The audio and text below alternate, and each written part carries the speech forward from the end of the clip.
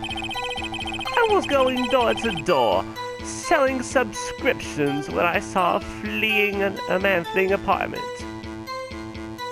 Okay. Do I have any evidence for this? Fleeing an apartment? No. Okay. What's wrong with him? I thought he must be in a hurry because he left the door half open behind him. I don't see anything wrong with that. Taking it strange, I looked inside the apartment. Then I saw her lying there, a woman, not moving, dead. I quailed in fright and found myself unable to go inside. Wait a minute. Wait a minute. Didn't you say something? Let's see. Oh, no, this helps. But he didn't go inside. Hold on. Maybe I should press that. Hold it! Hold it! Yeah. So, you didn't touch anything in the apartment? Yes. I mean, no, nothing. Okay, what happened next? I thought to call the police immediately. However, the phone in our apartment wasn't working. The phone in their apartment wasn't working? Yes, I mean, no. No, it wasn't, right? But you said you don't go into the apartment, or did you? Oh, that? I can explain that. There was a cordless phone on the shelf in the entranceway. I reached inside and tried using that to call. And that phone wasn't working, correct? What happened next? Dang it, I thought I could get it. I went to a nearby park and found a public phone.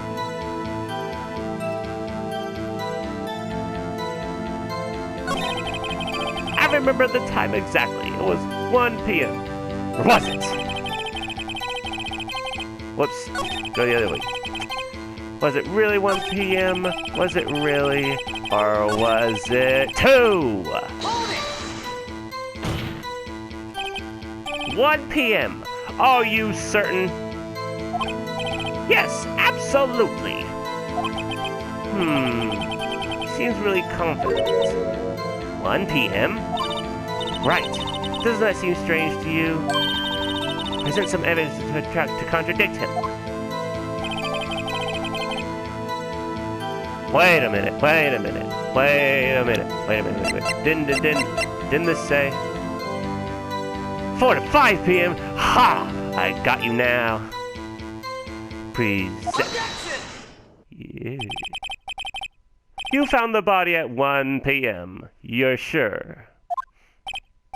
Yes, it was 1 p.m. for certain. Frankly, I find that hard to believe. Your statement directly contradicts the autopsy report. The autopsy notes the time of death was sometime after 4 p.m.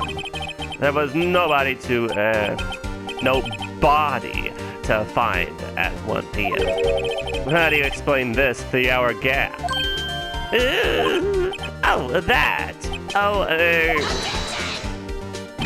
This is trivial! The witness merely forgot the time! After hearing his testimony, I find that hard to believe. Mr. Sahwit, why were you so certain that you found the body at 1 p.m.? Gee, that's a really good question. Great job, Wright.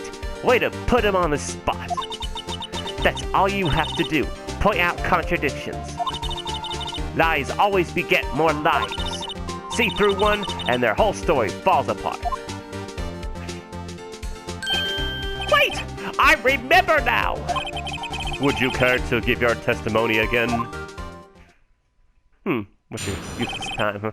The time of discovery. You see, when I found the body, I heard the time. There was a voice saying the time. It was probably coming from the television. Oh, but no, it was a blackout, remember? Oh, got you something there. I already got this. Oh, but it was 3 hours off, wasn't it?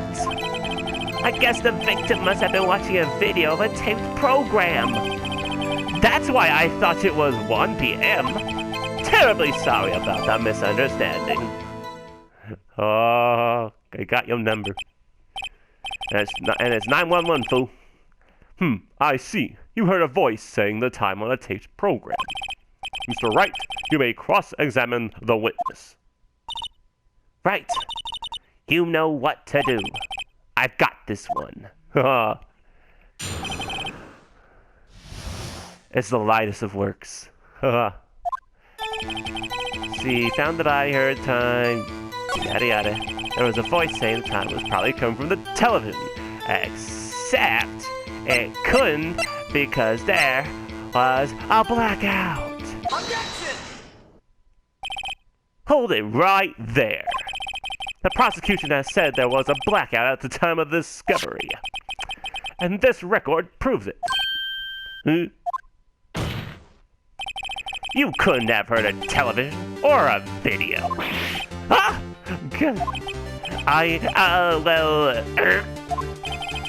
The defense has a point. Do you have an explanation for this, Mr. Sahwit? No, I find it quite puzzling myself, quite. Ah! Well, wait, I remember now. Mr. Sahwit, the court would prefer to hear an accurate testimony from the very beginning. These constant corrections are harming your credibility. And you seem rather distraught. My apologies, Your Honor. It must have been the shock of finding the body.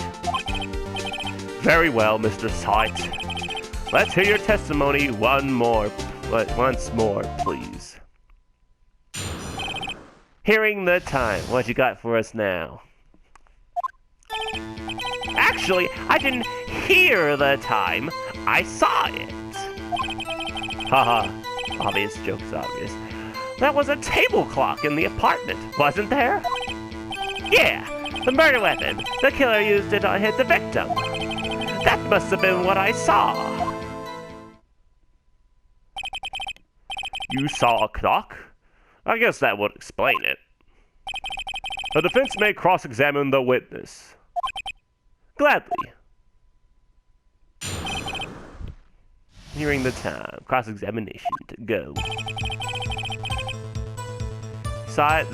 Nothing wrong there. A table clock. Hold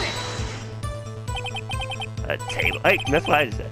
There was a clock at the scene? This is the first I've heard of it. Oh, that's it? Well, okay. I guess this is the one. Hold it! The murder weapon? Yes, the table clock that was used as a weapon. That's what I said.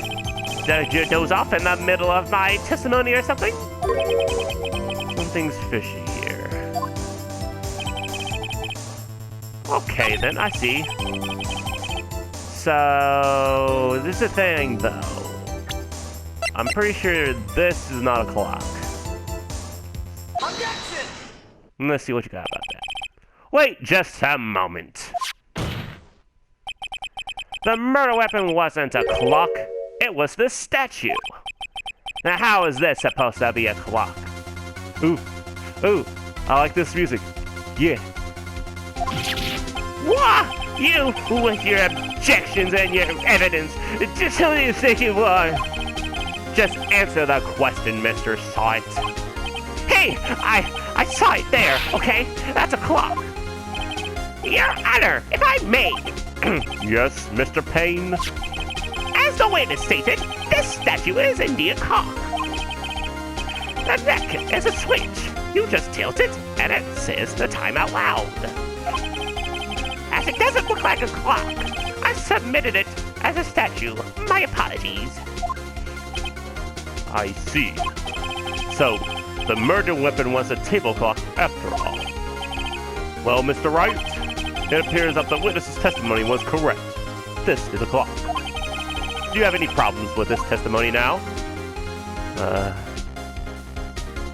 Yes.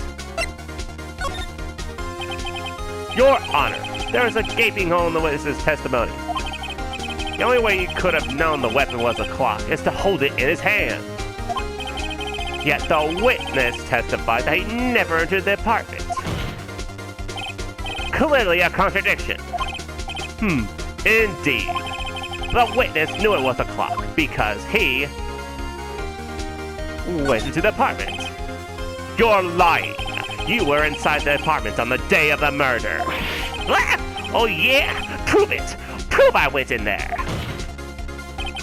I'll do better than that. I can prove you were the one who killed her. You struck her with a clock, and the shock of the blow triggered the clock's voice. That was the sound you heard. Ho ho ho ho! We's getting it, boys. We're getting it. Order in the court. Intriguing. Please continue, Mr. Wright. Yes, Your Honor. Mr. Sahwit, the sound must have left quite an impression on you. Understandable, since the murder weapon spoke just as you hit the victim. That voice was burned into your mind. That's why you were so certain about the time. What's the meaning of this? This is all baseless conjecture! Baseless? Just look at the witness's face. Would the witness care to elaborate? Did you strike the victim with the clock? That day, I never, look, the clock, I heard, no, I mean, I saw, well, that's just rude. Shut up! I hate you! It was him, I tell you, I saw him. He killed her, and he should burn, give him death. Order in the court, I say. Your Honor, a moment, please. There isn't a shred of evidence supporting the defense's claim. Mr. Wright, Your Honor, you claim the sound the witness heard came from the clock. Do you have any evidence? The whole case is riding on this. I better think it through carefully. Your Honor, the sound Mr. Sahwit heard was definitely this clock. A fact which is clear if you simply... Batteries, ask the neighbors, try sounding the clock. Yeah, we gotta try it. Let's sound the clock now, here in this court. Your Honor, may I have the clock? I ask the court to listen very carefully. I think it's 8:25. Well, that certainly is a strange way to announce the time. Well, he is the thinker, after all. So, we've heard the clock. What are your conclusions, Mr. Wright? Mr. Payne, can you tell me what time it is now? It's 11:25. As you can see, this clock is exactly 3 hours slow. Precisely the discrepancy between what Mr. Sahwit heard and the actual time of death. So, Mr. Sahwit, try to talk your way out of this one. Ha! You forgot one thing! Uh-oh, what's he talking about now? While it may seem like that clock is running 3 hours slow, it proves nothing! How do you know it was running 3 hours slow on the day of the murder? If you can't prove that, you don't have a case. He's right. How am I going to prove that? Damn it. I was so close. Mr. Wright, it seems you lack the critical evidence to support your claim. Yes, Your Honor. This means I cannot let you indict the witness. Or is it indict? I don't know. Unfortunately, this ends the cross-examination of Mr. Frank Sahwit. I come all the way down here to testify, and look what happens. You treat me like a criminal. A criminal! You lawyers are all slime. I almost had him. Sorry, Larry. I failed you. There's nothing I can do about it now. Except... Not so fast, Mr. Sahwit. Mia? I mean, Chief. Listen up, Wright. Don't throw this one away. Not like this. Think. But, Chief, it's over. I can't prove the clock was slow the day of the murder. Nobody can prove that. Well, yes. But that doesn't mean you can't still win. Try thinking out of the box. Don't waste time doubting the facts. Assume the clock was 3 hours slow and think through it. Ask yourself, why was the clock 3 hours slow? Figure out the reason and you'll have your proof. Right? Right? Can you think of a reason as to why the clock would be 3 hours slow? Actually, yes. Wait! Maybe I can prove it. You must have evidence somewhere that can prove it, right? Find it and let them have it. Well, Mr. Wright, you say the clock was already running slow on the day of the murder. Have you found evidence to support this claim? Of course. There is a piece of evidence in the court record that can prove my claim beyond a doubt. Ha! Tough words! Let's see you pull this one off. Let's see this evidence that proves why the clock was running slow. Ha! She was in Paris, and there's a big time gap between Paris and wherever we are. I think it's San Francisco. Maybe. Either way, it's a big time zone difference. And... The victim had just returned home from abroad the day before the murder. As we all know, the time difference between here and Paris is 9 hours. Oh, that's a multiple of 3. That works, I think. I don't know how time zones work, but hey, I'm going with it. When it's 4 p.m. here, it's... Oh, okay, that makes sense. It's 1 a.m. the next day there. The clock wasn't 3 hours slow. It was 9 hours fast. The victim hadn't reset her clock since returning home. That's why the time you heard when you struck her dead in her apartment was wrong. Proof enough for you, Mr. Sahwit, or should I say, Mr. Did It? Yeah. Oh dear. Wow. That man just had a case of the rabies. Order! Order, I say! No. Well, this case has certainly turned out differently than we all expected. Mr. Payne, your witness?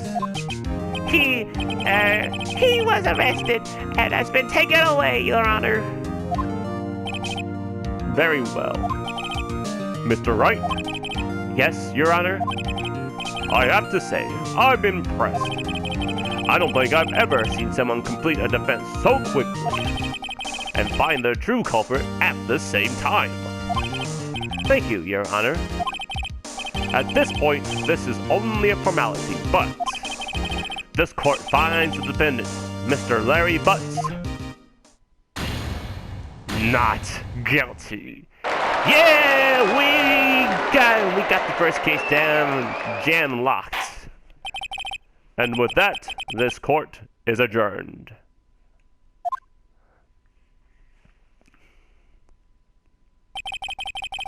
It turns out that Frank Sahwit was a common burglar. He posed as a newspaper salesman to check and see when people were out of the house. That day,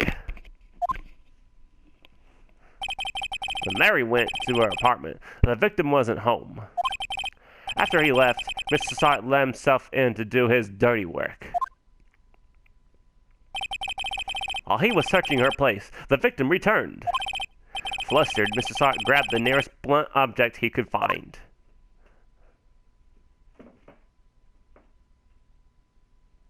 And done did the deed. It's August 3rd. District Court, Defendant Lobby number 2. Phew! I still can't believe we won! Right! Good job in there! Congratulations! Thanks, Chief. I owe it all to you. Not at all, not at all. You fought your own battles in there. It's been a while since I've seen a trial end on such a satisfying note. I've never seen the Chief looking this happy. If she's this glad, imagine how Larry must feel. My life is over. Larry, you're supposed to be happy. What's wrong now? Nick. Don't worry about me. I'll be dead and gone soon. Good. Wait, no, I mean bad. Larry, you're innocent. The case is closed. But my Cindy Lindy's gone, man. Gone forever. Larry, she was a... nah, never mind. Congratulations, Harry. Harry? Yes, you. I can practically see the headlines now. Harry Okay, I walked right into that one. Okay, that was innocent. Okay, let's get on. Thanks. I really owe you one. I won't forget this, ever. Let's celebrate. Dinner, movie, my treat. Oh, no, I couldn't. Hey, I was the one who got you off the hook. Oh, hey. Here, take this. It's a present.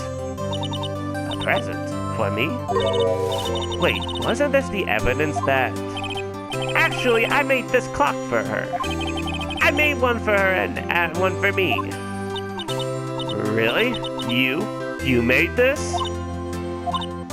Well, thank you. I'll keep it as a memento.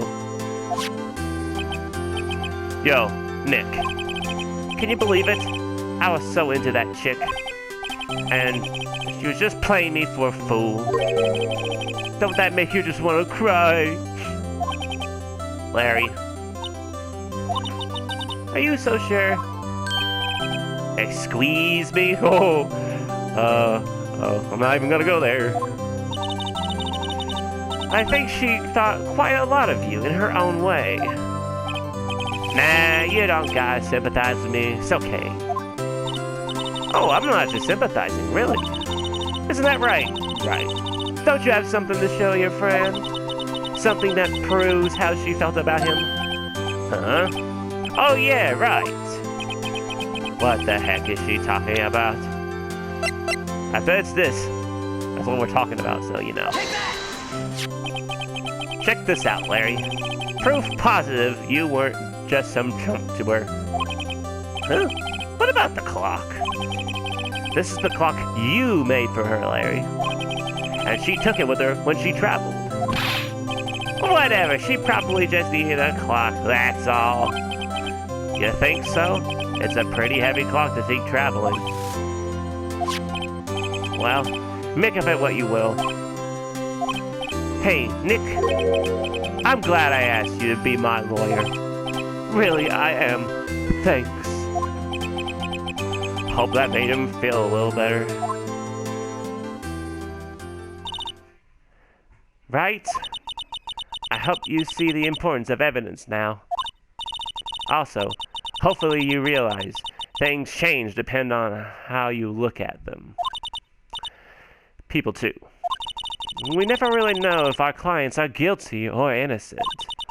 All we can do is believe in them. And in order to believe in them, you have to believe in yourself. Right? Listen, learn, grow strong. Never let go of what you believe in. Never. Well, I think our work here is done. Shall we be off? Yeah, I guess so. Say, how about dinner? On me. We'll drink a toast to innocent butts. Yeah! Oh, speaking of Harry, you were saying part of why you became a lawyer was because of him. Yeah, part at least. You'll have to tell me more about it sometime. Maybe over drinks? And so, my first trial came to a close. Larry slapped me on the back and said, "Gee, Nick, it's good to have friends. But I'm pretty sure he's not going to pay us, unless you count the clock he gave Mia." I didn't know it then. But that clock was soon going to be at the center of another incident. And cliffhanger!